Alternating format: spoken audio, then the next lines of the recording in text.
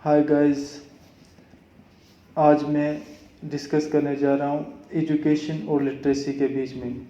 Education और literacy के बीच में बेसिक टर्म मैं आपको डिफ्रेंशिएट करके बताऊंगा कि एजुकेशन का रियल मतलब क्या होता है और लिटरेसी का रियल मतलब क्या होता है। लिटरेसी का मतलब होता है एक ऐसा पर्सन, एक ऐसा आदमी जो सिर्फ पढ़ना लिखना जानता हो। लेकिन अगर हम एजुकेशन की बात की जाए, एजुकेशन में ऐसा कुछ नहीं है।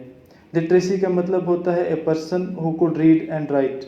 लेकिन एजुकेशन की बात की जाए, एजुकेशन का मतलब होता है complete development of person in term of knowledge, यानी इंसान की पूरी कंप्लीट मुकम्मल तौर पर इंसान की डेवलपमेंट होना। उसकी नॉलेज में, किस तरह की नॉलेज में? उसका बिहेवियर, उसका उठना बैठना, उसका बोलना, ये सारी चीज़ें आती हैं एजुकेशन में। मैं जो मोस्टली बिलीव करता हूँ वो गांधी की फ़िलासफ़ी ऑफ एजुकेशन में। गांधी जी कहते हैं कि जो एजुकेशन का अल्टीमेट एम होता है वो होता है सेल्फ रियलाइजेशन।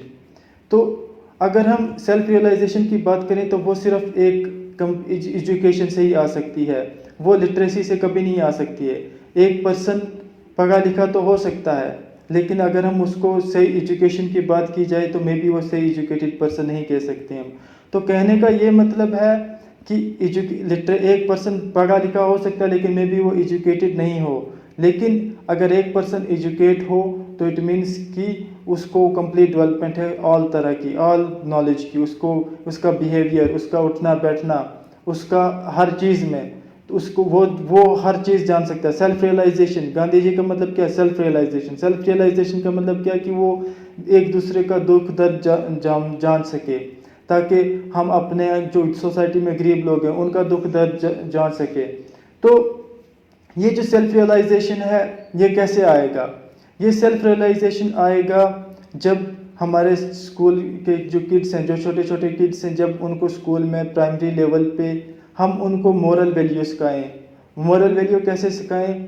मोरल वैल्यू सिखाने के लिए हम उनके लिए अलग अलग उस तरह के टीचर लगा दिए जाएं जो उनको मोरल वैल्यू, एकेडमिक के साथ मोरल वैल्यू सिखा दिए जाए। तो मैं आपको एक एग्जांपल देता हूँ कि अगर दो स्टूडेंट हैं, एक स्टूडेंट को एकेडमिक्स के साथ मोरल वैल्यू सिखाई जाती है कि हमें कभी झूठ नहीं बोलना है, honesty is the best policy, हमें हमेशा ऑनेस्टी रखनी है। और दूसरा स्टूडेंट एकेडमिक्स, उसको ये नहीं बताया जा रहा है कि आप उसको सिर्फ ये सिखाया जा रहा है कि आपको बाय हुक्स और क्रुक्स आपको 90% मार्क्स लेने हैं। आपको डज नॉट मैटर कि आपको क्या करना, आपको किसी तरह जॉब हासिल करनी है, चाहे बाय हुक या बाय क्रुक। तो वो पर्सन जब 21 की एज में, वो पर्सन जो सिर्फ ये जानता है कि मुझे किसी तरह नंबर लेने हैं और मुझे किसी तरह जॉब हासिल करनी है, उस बंदे को कभी सेल्फ रियलाइजेशन नहीं होगा। वो 21 की एज में जाके जब वो कंट्री की ऑफिशियल पोजीशन होल्ड करेगा, वो सिर्फ यही समझेगा कि हमें क्या करना है, हाँ अपने आप को सिर्फ गेन करना है। वो फिर करप्शन भी करेगा, वो हर एक इलीगल एक्टिविटी में इन्वॉल्व होगा, वो कभी गरीब लोगों का दुख दर्द कभी नहीं समझेगा। लेकिन अगर हम दूसरी तरफ बात कर दी जाए एजुकेटेड पर्सन की, जब अगर उसको सेल्फ रियलाइजेशन होगा, एजुकेटेड पर उसको मोरल वैल्यू का पता होगा, जब वो बंदा 21 की एज में 21 की एज में कंट्री की ऑफिशियल पोजीशन को होल्ड करेगा, वो लोगों का दुख दर्द समझेगा, वो लोगों की हेल्प करेगा, वो कंट्री को एक्चुअल में वो पर्सन कंट्री को डेवलप करेगा। तो कहने का ये मतलब है कि एजुकेशन को हासिल करने के लिए हमारे को खाली नंबर्स या ग्रेड्स की ज़रूरत नहीं है। Education is beyond marks and beyond grades. Education जो है वो उसका नंबरों से कोई लेना देना नहीं है। फॉर एग्जांपल इंडिया में हम अगर कहते हैं इंडिया में पढ़ा लिखा उसको मानते हैं जिसको अच्छी इंग्लिश है, जिसको लिखना पढ़ना है, उसको हम उसको समझते हैं कि पढ़ा लिखा है। लेकिन अगर चाइना में चला जाए, हम तो चाइना के अकॉर्डिंग, क्योंकि चाइना में बिल्कुल लैंग्वेज डिफरेंट है, वहाँ पर पढ़ाई लिखाई बिल्कुल डिफरेंट है। तो चाइना के अकॉर्डिंग तो हम अनपढ़ हो गए, वहाँ तो हमारे लिए कोई, क्योंकि पढ़ना लिखना तो आता नहीं है। अब हमारे को वहाँ कैसे कोई रिकॉग्नाइज करे कि ये लड़का जो है पढ़ा लिखा है? तो वो हमारा जो नॉलेज होगा, जब हमारा नॉलेज जो है हमारे एक्शन में आएगा, जब हमारा नॉलेज हमारे एक्शन के साथ बिहेव करेगा, तो वो बंदा हमारे लिखाई पढ़ाई से नहीं जज करेंगे एजुकेटेड, वो हमारे एक्शन से जज करेंगे कि ये पर्सन जो है एजुकेटेड है। तो रियल मीनिंग जो है एजुकेशन का ये है कि बंदा पढ़ना लिखना में भी एक कंट्री में आपको आता हो, लेकिन दूसरी कंट्री में जाए वहाँ दूसरी लैंग्वेज होगी, वहाँ सब चीज़ दूसरी होगी, तो वहाँ आपको में भी पढ़ना लिखना नहीं आ सकता है। दूसरी एग्जांपल है जैसे प्रॉफेट मोहम्मद सल्लल्लाहु अलैहि वसल्लम, वो पढ़ना लिखना तो बिल्कुल नहीं जानते थे, उनको कोई पढ़ना लिखना नहीं आता था, लेकिन फिर भी वो वर्ल्ड के बेस्ट एजुकेटेड पर्सन माने जाते थे। उनको खाली मुस्लिम नहीं, हर रिलीजन के लोग फॉलो करते हैं। क्यों? क्योंकि उनको सेल्फ रियलाइजेशन था, उनका माइंड प्योर था, उनका हार्ट प्योर था। जो एजुकेशन का रियल मतलब होता है, आपको माइंड प्योर करना है, आपके हार्ट में ज़रा सी बुराई नहीं हो, आपके दिल में ज़रा सी बुराई नहीं हो, आपका माइंड बिल्कुल डेवलप हो। तो इसलिए आपको कैसे बात करनी है, आपको कैसे खाना खाना है, आपको कैसे बिहेव करना है, ये सब चीज़ें एजुकेशन में आती हैं। इसलिए प्रॉफेट मोहम्मद सल्लल्लाहु अलैहि वसल्लम पढ़ने लिखने के बावजूद वो एजुकेटेड पर्सन माने जाते हैं। अब बात करते हैं दूसरे एग्जांपल की। जैसे बहुत सारे लोगों को खाना बनाने आता है, लेकिन हम उनको शेफ़ नहीं कहते हैं। हम सिर्फ कुछ ही लोगों को शेफ़ कहते हैं जिनको पूरी प्रैक्टिस ट्रेनिंग होती है, जो प्रॉपर तरीके से अपना कोर्स करते हैं, उनको हम शेफ़ कहते हैं। और एक दूसरी एग्जांपल है, जैसे बहुत सारे बंदे जो भी जितने भी ड्राइविंग की फंक्शनलिटी है, बहुत सारे लोग जानते हैं। हर एक आजकल तो हर एक जानता है कि गियर, क्लच, स्टीयरिंग के फंक्शन के बारे में हर एक जानता है, लेकिन हम ये नहीं कह सकते कि खाली फंक्शन जानने से वो परफेक्ट ड्राइवर, वो ड्राइवर बन गया। तो एक अच्छा ड्राइवर बनने के लिए आपको एक बहुत प्रैक्टिस की ज़रूरत होती है।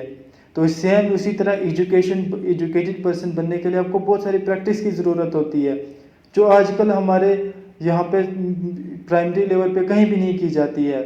तो डॉक्टर APJ अब्दुल कलाम का मुझे यहाँ पे एक फेमस थॉट याद आता है।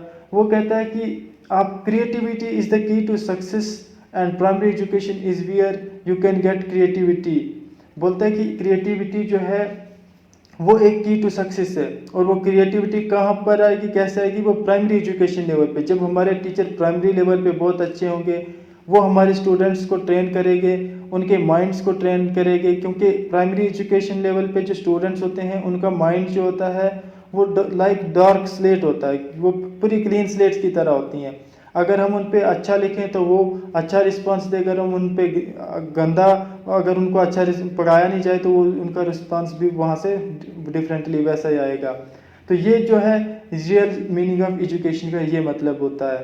तो अगर हमारे को एजुकेट करना है चिल्ड्रंस या किसी भी, या हमारे को अगर अपने बच्चों को अच्छी एजुकेशन हासिल करनी है, तो हमारे को क्या करना चाहिए? हमारे को बच्चों को, मेरे को एक थॉट याद आता है मार्गरेट मीड्स का। उनका कोट्स ये है कि वो कहते हैं कि एजुकेशन जो है वो कैसे बच्चों को कैसे सिखाई जाए, कि आपको कैसे क्रिएटिविटी कैसे लाई जाए। वो कहते हैं कि टीचर को और पेरेंट्स को पढ़ाते टाइम बच्चों को ये सिखाना चाहिए कि not what to think but how to think. बच्चों को ये बताया जाए कि आपको सोचना कैसे है, ये नहीं कि आपको क्या करना है, ये बताया जाए कि आपको खुद सोचना है कि आपको क्या करना है। इस तरह का माइंड लेवल बनाना है स्टूडेंट का, तब जाके रियल एजुकेशन का मतलब बच्चों को समझ में आएगा और असली एजुकेशन की वैल्यू का पता चलेगा, फिर गुड क्वालिटी एजुकेशन आएगी।